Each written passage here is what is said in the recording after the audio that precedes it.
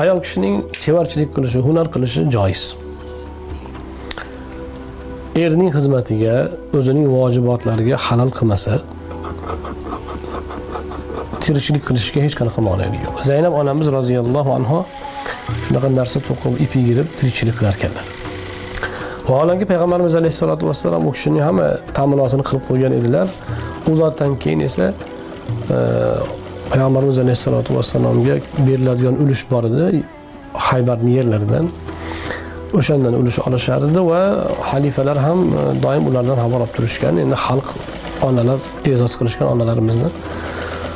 Lekin hech qanaqa ehtiyoji bo'lmasa ham nega tirikchilik qilgan Zaynab roziyallohu anha deyilsa, sadaqa uchun. O'zi kelganini berib yotibdi, ehson qilib yotibdi. Yana beray desa pul yo'qib qolyapti. Pul berish uchun sadaqa qilish uchun pul topgan. Bu ham bizga ibrat. Demak, ayol kishi ishlab pul topishi mumkin ekan.